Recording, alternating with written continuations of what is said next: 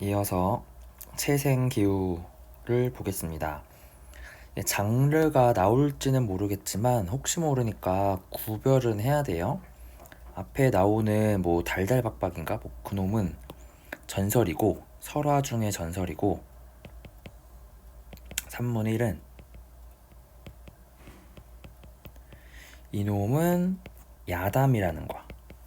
근데 소설에 가까워. 야담은 소설이 아니에요. 그냥 민간에 떠돌아다니는 썰 이야기라서 정식으로 한 작가가 만든 소설은 아니지만 좀 많이 잘 지어서 소설급이야. 그래서 야담계 소설이라고도 부른다. 근데 야담이에요. 근데 애매하다. 학교쌤이 뭐라고 하셨는지 모르겠지만 야담인데 소설급이다. 이렇게 알고 이제 김진욱존이 엄청 중요한데 수능에 나올 만한 얘는 소설.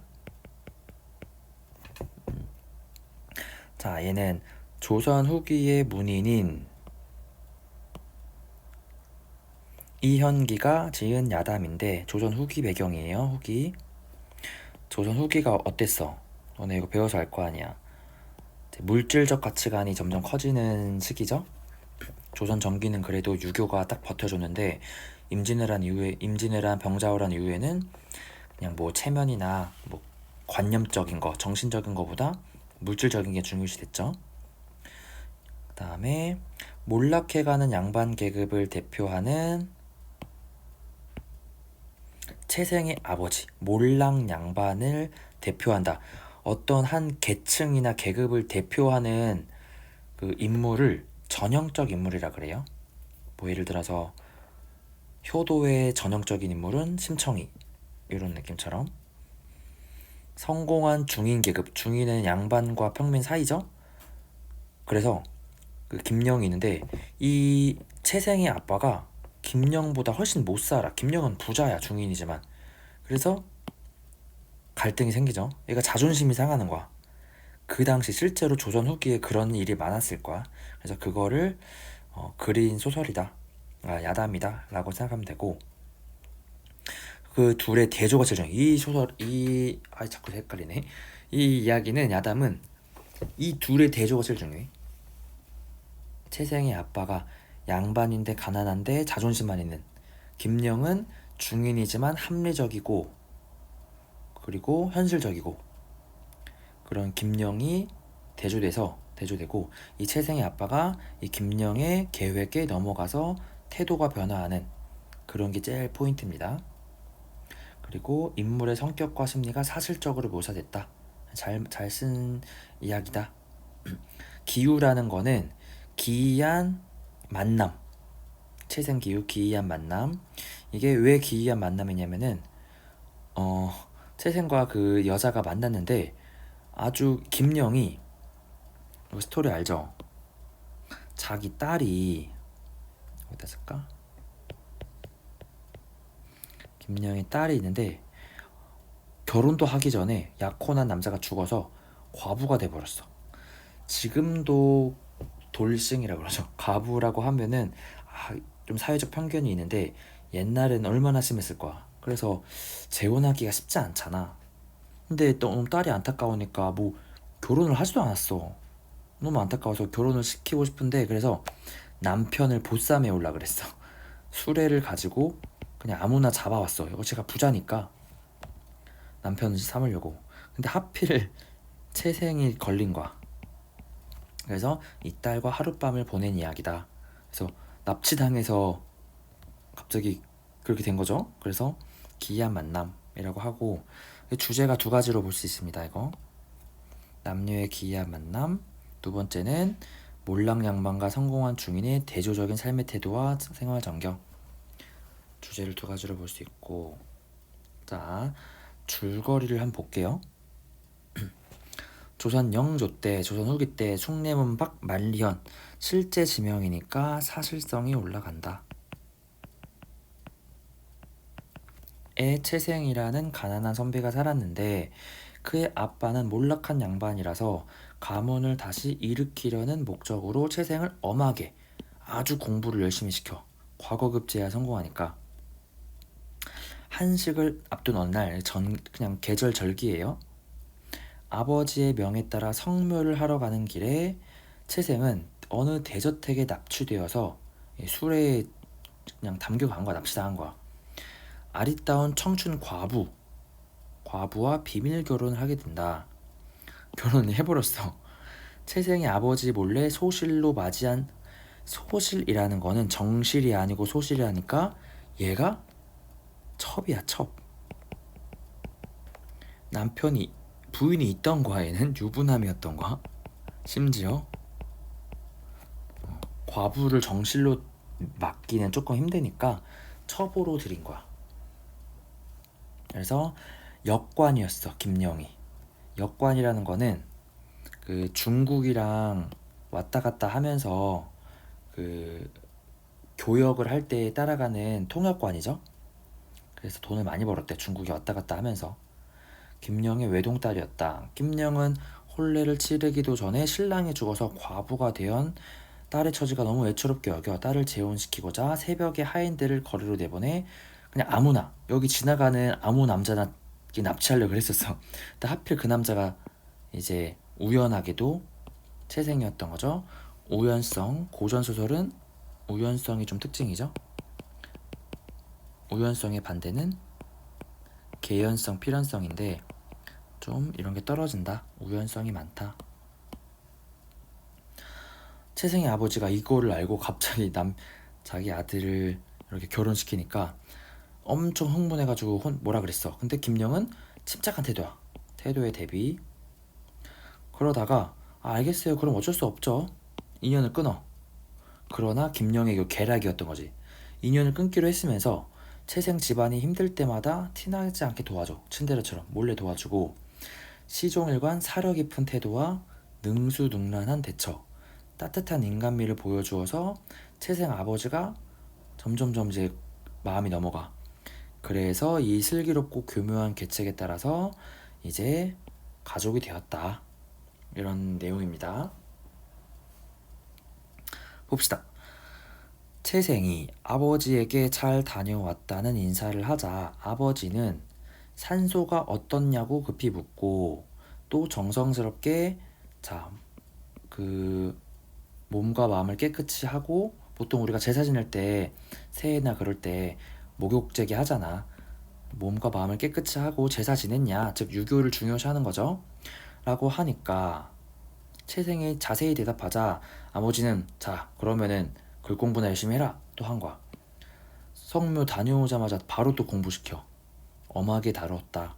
채생은 비록 입으로는 소리내어 글을 읽었지만 마음은 완전히 김노인의 집에 가 있었다. 김노인이 김영이야, 김영.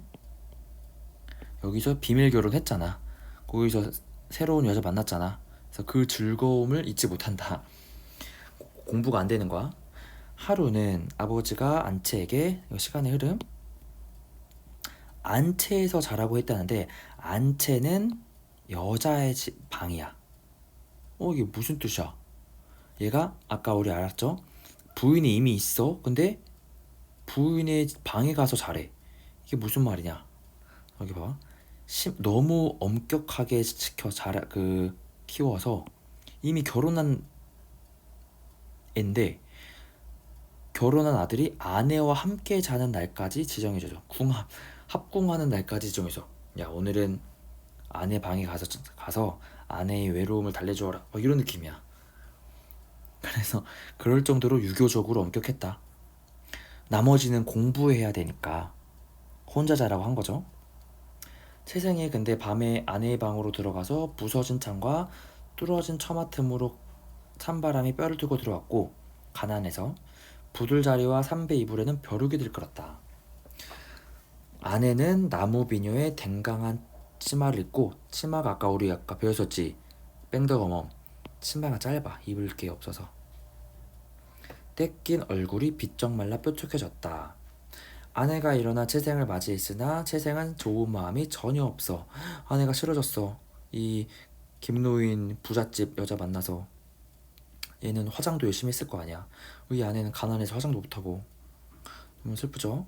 채생의 생각은 역시 오직 김노인의 집의 향기로운 규방에서, 규방이 여자의 집이야. 이것도 안채랑 같아. 향기로운 규방에서 누렸던 즐거움이 있을 뿐이었는데 지난날의 만남은 꿈결 같고 훗날 만남은 기약하기 어려웠다. 다시 만나기 힘들죠.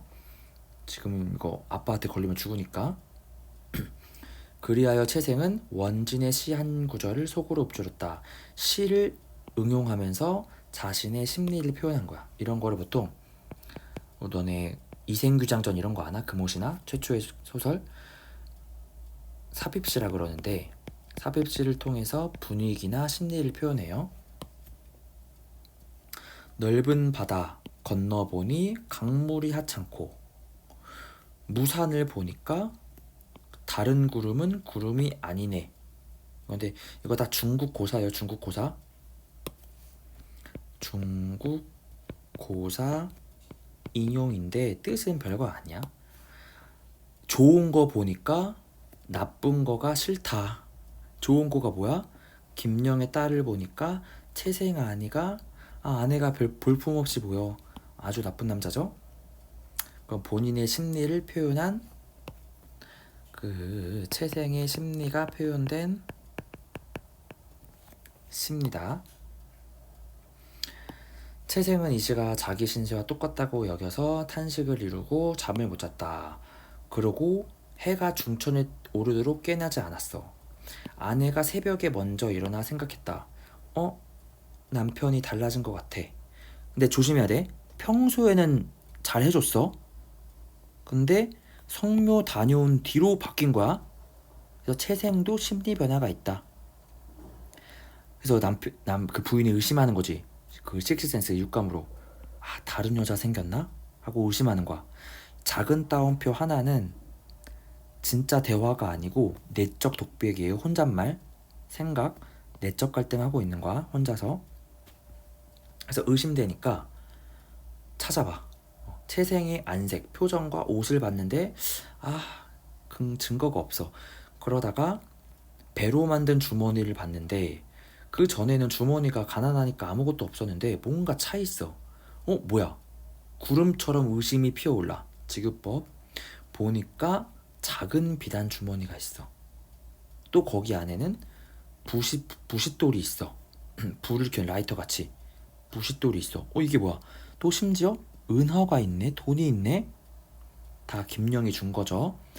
이거 바람이다 생각해서 몹시 화가 났는데 또 아내가 안 따져. 너무 착해. 스스로 부끄러움을 느끼기를 바래서 그냥 이 물건들을 자리 위에 올려놔.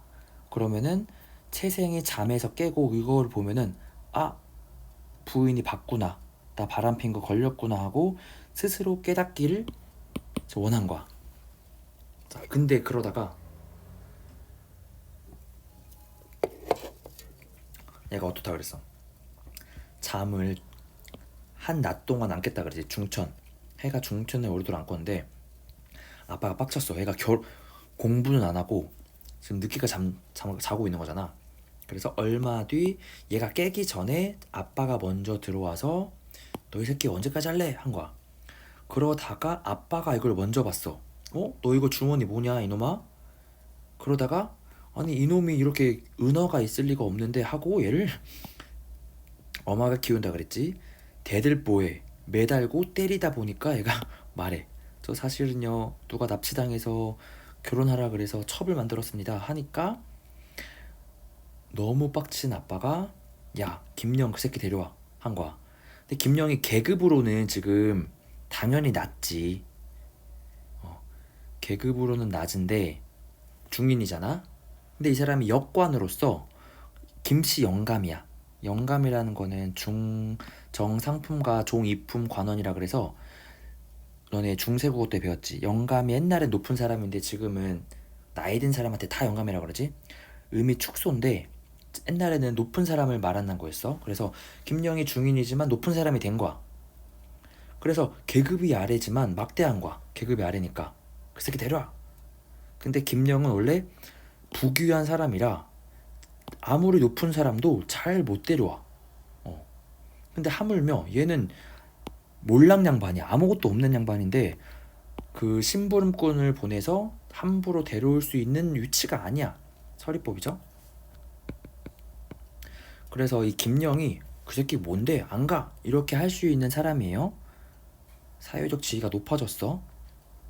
다만 자기 딸을 시집 보낼 생각에 모욕을 감수하고 가려가. 자, 이게 이제 돈 많은 사람들, 중인들의 특징이죠. 체면 따위보다 내가 얻을 게 있으면은 체면 이런 거 신경 안 쓰고 합리적으로 실리적으로 생각하지.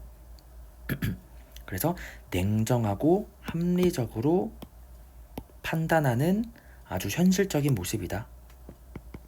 현실적, 뭐 실리적, 합리적 이렇게 다 말하면 좋은 건 다 되는 거야. 김영은 모욕을 감수하고 딸 결혼시킬 생각에 그냥 가. 근데 채생의 아빠는 이렇게 냉정하고 합리적인 태도인 김영과 달리 경직된 태도로, 딱딱한 태도로 감정적인 반응만 해. 대조가 되죠. 못난 채생의 아빠와 쿨한 김영. 그대는 얘를 무너뜨리고 딸의 음분, 뭐 나쁘게 말하면 음탕을 도와 행실을 그르치고 내 아들까지 그르쳤다. 대체 왜 그러냐 하니까, 아니 사위를 고르는 술에 공교롭게 우연히도 너네 아들이 들어왔을 뿐이다. 나도 이렇게 너가 싫어하니까 나도 싫다. 물이 흐르고 구름이 사라지듯 두 집안이 평안하니 뭐 큰 문제 없잖아. 그냥 서로 간섭하지 말고 따로따로 살자. 왜 이렇게 소리 높여 이렇게 감정적으로 하세요. 뭐 아니면 아닌 거지 하고. 이게 왜 그런 거냐, 이것도 전략이야. 채생의 아빠가 체면을 중시한다는 걸 간파하고, 이렇게 체면 없이 이렇게 화내냐, 야 쿨하게 서로 헤어지면 되지 해서 채생의 아빠가 더 이상 항의하지 못하게 만든 거다. 그래서 체면을 중시한다는 걸 들어서 이렇게 쿨하게, 왜 이렇게 소리 높여 화내냐, 체진머리 없이 체면머리 없이 라고 한 거예요. 그래서 채생의 아빠가 대꾸할 말이 없어. 그래서 김영이 떠나면서 야 앞으로는 서로 곤란하게 하지 맙시다 하고 쿨하게 떠나. 자, 이게 뭐냐, 당장은 채생의 아빠가 빡쳤으니까 자극하지 않고 자신의 목적을 점진적으로 실현해 나가기 위해서 조금씩 잘해주려고 얼굴만 튼 거야. 점진적으로 실현하려고 이 목적을. 그래서 어떻게 중력 부분에 공경에 처할 때마다 채생네 아빠를 도와줘. 채생네 집을 계속 관심을 사. 그러다가 결국 채생 집안의 며느리가 되게 해요. 자, 이제 결혼한 거야, 중략 부분에서. 근데 채생 김영이 신혼부부 집을 지어줘서 다 같이 살게 해. 새 집을 지어줘. 엄청 좋은 집을.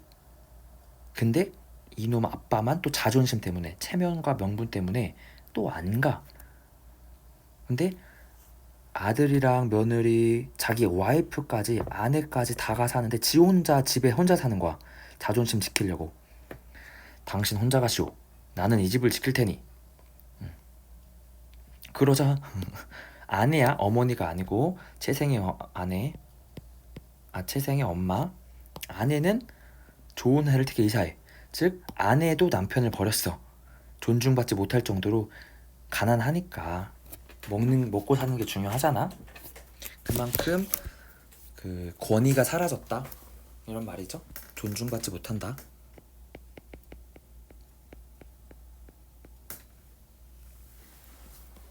그러니까 채생 아빠도 처음에는 완강한 거부하다가 내적 갈등을 하죠.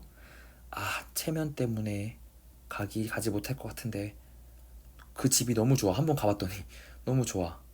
그러니까 어떡하지 하다가 가게 되죠. 이 부분 아까 조심할 게, 여기서 채생의 아빠도 태도 변화가 있고, 여기서 보면은 채생도 변화가 있죠. 전에는 아내한테 잘해주다가 갔다 와서 달라져. 즉 둘 다 변해. 이 소설이 그러니까 조선 후기에 사람이 돈 맛을 보면 어쩔 수 없다, 이런 게 좀 깔려 있어. 자, 그래서 어쩌다가 가끔 때때로 새 집에 가니까 막 하인들이 수십 명이고 별당, 그 아버지를 위해서, 그 손님 집이야. 별당은 손님 집이야. 아버지가 가끔 오니까 별당, 아버지 지낼 곳을 따로 만들었는데 거기에 가면은 책들도 많고 화초도 우거지고 심부름하는 하인들이 다 해줘 뭘. 그리고 아내를 만나니 아내의 처서도 별당과 마찬가지야. 아내 집, 그 아빠 집 다 따로 있는 거야. 집이 너무 많아. 건물이. 해가 지도록 앉았다 누웠다 하노라니 차마 이곳을 버리고 못 떠나겠어. 너무 좋아. 그래도 체면이 있으니까 억지로 돌아오면 엄청 가난한 집이잖아. 그래서 이런 생각이 들어. 내적 갈등을 한다는 거야. 내적 갈등. 이것도 작은 따옴표니까 뭐야? 내적 갈등.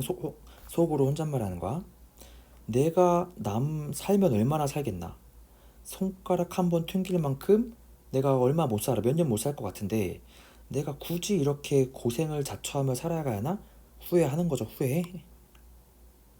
근데 체면 때문에 이미 한 말 있잖아. 안 가겠다 그랬잖아. 말 바꾸기가 쉽지 않잖아. 근데 이렇게 말해. 자기가 솔직하게 못 말하고, 야, 내가 여기 혼자 사니까 너네가 아침 저녁으로 밥을, 도시락 주는 게, 배달해 주는 게, 아, 너무 미안한데? 어떡하지? 미안해서 내가 갈까? 너네를 위해서 가줄게. 이런 느낌이야. 그래서 속마음을 감추기 위해 지가 가고 싶은 건데 가족을 배려한다는 핑계를 댄다.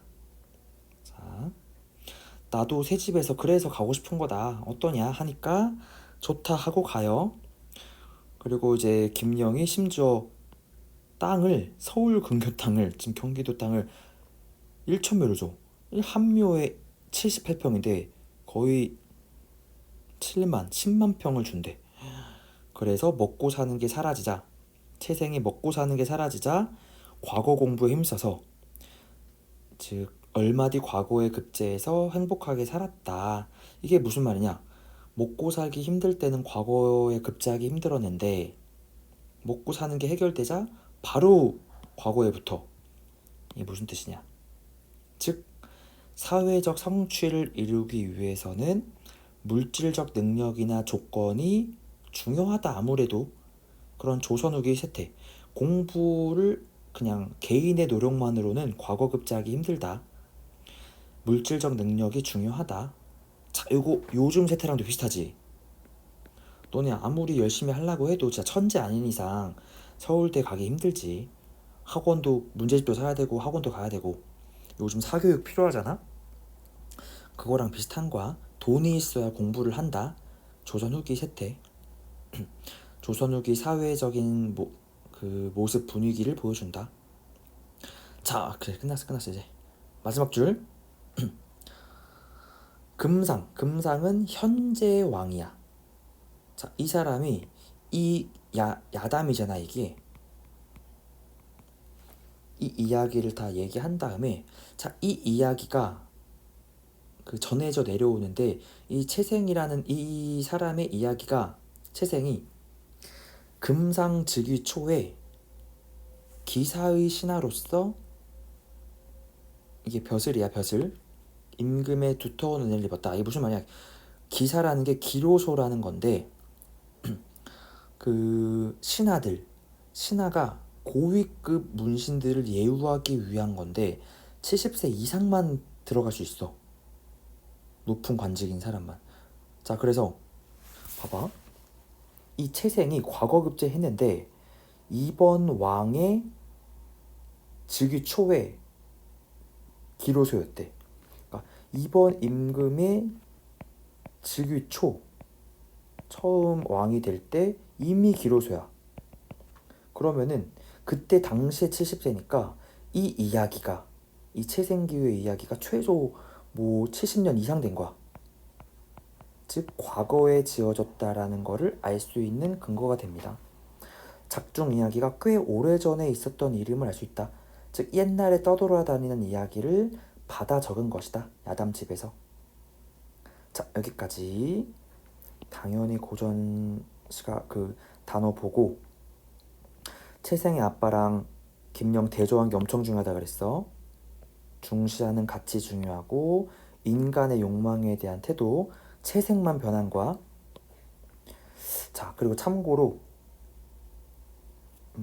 얘가 그 몰락 양반을 대표하는 거니까 전형적 인물이라고 했죠. 그 당시 중인 부자들을 대표하는 인물. 그리고 변화하는 인물을 또 뭐라 그래? 성격이 변화한다. 평면적 인물이 아니고 입체적 인물이라고 하죠. 성격이 변화하는 거. 변화하지 않는 거는 평면적 인물이라고도 하고. 자, 여기까지 알아두면 될 것 같고, 우리 직보 시간 때 그 수능 특강 문제 같이 풀면서 한번 다시 중요한 거 체크를 할게요. 일단 너네가 이거를 봐와야 직보 때 조금 빨리 중요한 거 위주로 할 수 있어. 그래야 나랑 말이 통하지. 한번 꼭 영상 보고 문제 교재 학원에 둘 테니까 수요일 이후에 찾아가서 영상 보고 문제 푸세요. 요거 참고로 요거 단계적 설득 전략 중요하고. 자, 끝.